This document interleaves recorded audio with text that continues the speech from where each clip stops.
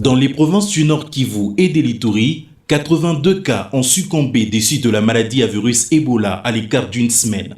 Du 14 au 21 mai 2019, le cumul des décès est passé de 1136 à 1218.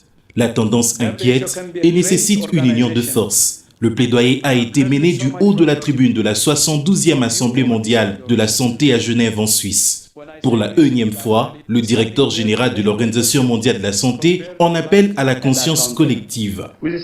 J'ai rencontré personnellement son Excellence le président de la République démocratique du Congo et les dirigeants de l'opposition pour encourager l'adoption d'une approche bipartisane afin de mettre fin à cette épidémie, car Ebola touche tout le monde. C'est l'ennemi de tous. À moins que nous nous unissions pour mettre fin à cette épidémie, nous prenons le risque qu'elle se répande, que cela coûte plus cher et qu'elle soit plus agressive.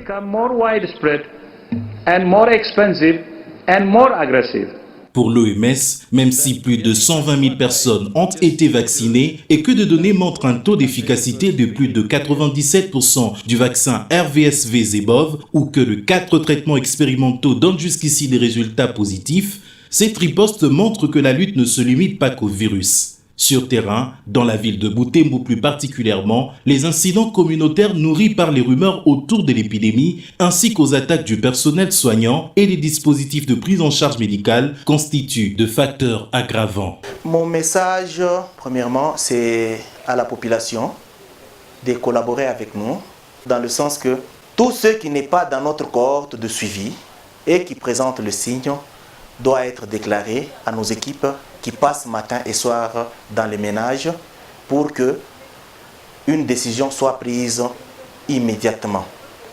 Nous avons un problème de sécurité, c'est un lieu beaucoup plus infesté, des groupuscules, de forces négatives, que ces gens-là nous laissent travailler avec en toute quiétude.